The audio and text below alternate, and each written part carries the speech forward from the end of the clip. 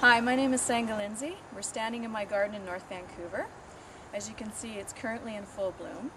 And today we're going to show you how to retrofit your garden, and we're going to turn a portion of this into a rain garden. A rain garden's a bit of a misnomer in that it doesn't stay wet. In fact, most rain gardens stay wet only for about 6 hours after rainfall. Rain gardens simply are depressions in the ground where water drains into it, goes into the ground plane, recharges our aquifer system, and this is really important because this is where we get all our drinking water from. We're going to multitask at the same time and show you, as part of this segment, how we're going to take our rain leader. As you can see, an example, this is our roof currently where the water connects into the gutter, goes down the rain leader, and currently that water goes into a pipe system and goes out into our ocean. And for the same reason that we want to create a rain garden, we want to disconnect the rain leader so that we can funnel it back into our garden.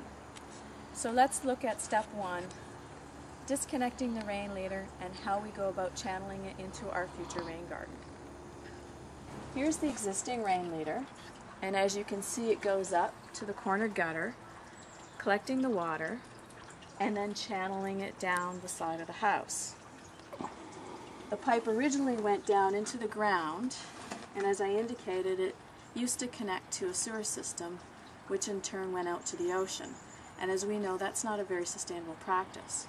So what we've done instead is we've disconnected the lower section, added an elbow, and this will allow us to add an additional piece of rain leader, which we can in turn connect, and it'll in essence act as a water conduit which will run out and feed our rain garden, which is going to be about 30 feet away from the house.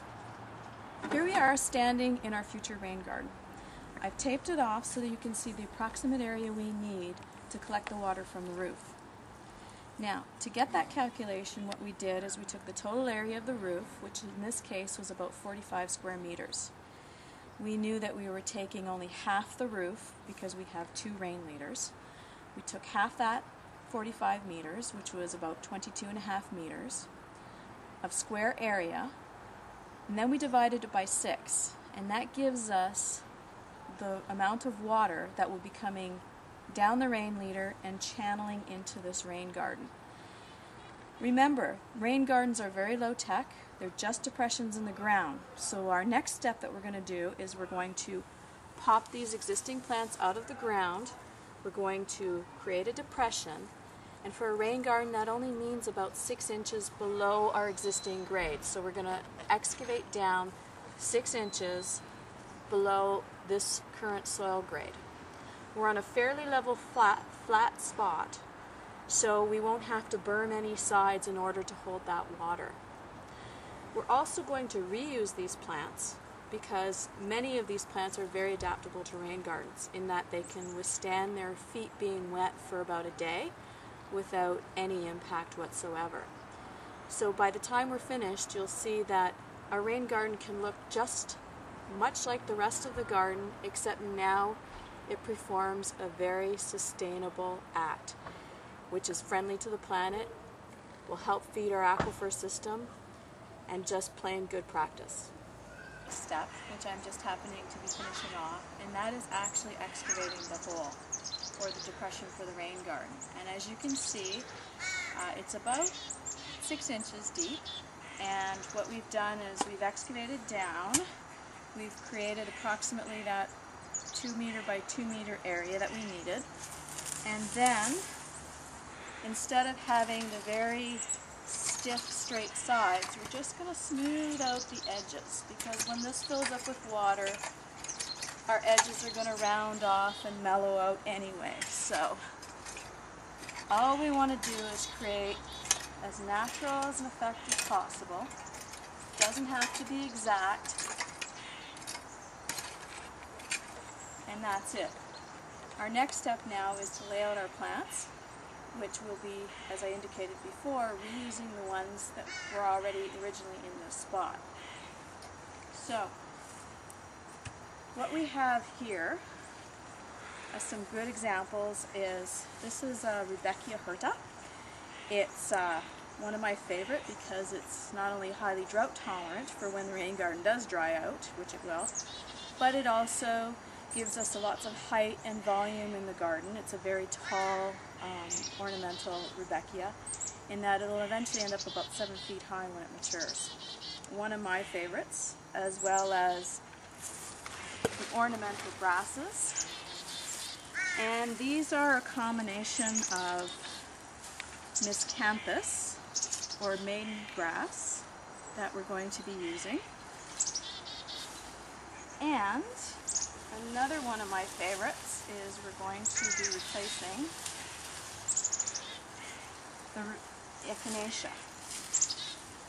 All of these are a great combination from a designer's point of view. They look great together as a xeriscape garden, which is highly drought tolerant plants, as well as they're just tough as nails. They're pesticide and disease free, and they can take the fluctuation of the water no problem, and they will actually thrive, perhaps even a little bit more if this is a little bit wetter.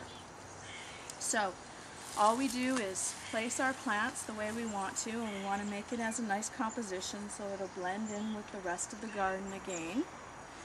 And we'll prepare the holes, backfill the holes with some good soil just to give them a great start, and that's what we'll do in our next segment. A nearly completed rain garden. We've laid out the plants, we've planted them, but before I end, I'd like to give you a couple designer tips. Number one tip, pay attention to the size that your plants will ultimately be. Case in point is this variegated miscanthus. It was planted about a month ago, and you can see how small it is. This is the same variegated miscanthus a year later. So even though this rain garden looks like it's sparsely planted, by next year it'll be chock-a-block full of the ornamental grasses. Number two tip is always plant in groups of the same plants. Use about 3 to 5, and that way you'll create unity and a solid theme throughout your garden. Case in point, again, is we've used this drift of rudbeckia to create drama in our garden. In the case of our rain garden, we've used 3 of the same pennisetum, 2 on the top of the garden, 1 planted on the side wall.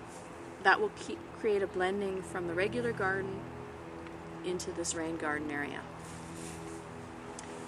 And the final piece of the puzzle is finishing off the rain leader into the rain garden. If you recall, we took the original rain leader from the house, disconnected it from the drain below. We fed an additional pipe through the garden.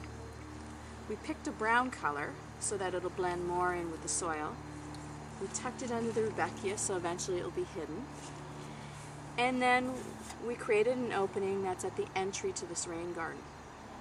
The reason for this is that we want a gentle flow into this garden to prevent erosion and damage to the plants. And as a little side tip, you want to make sure that if you do have a storm event where water is gushing out, you want to put something at the mouth of your pipe that will intercept the rushing water. So we've just used some random stones here that will create a very, very easy flow into this garden. So, as you can see, rain gardens are not only beautiful, but they're functional and they're friendly to the planet. And that's it.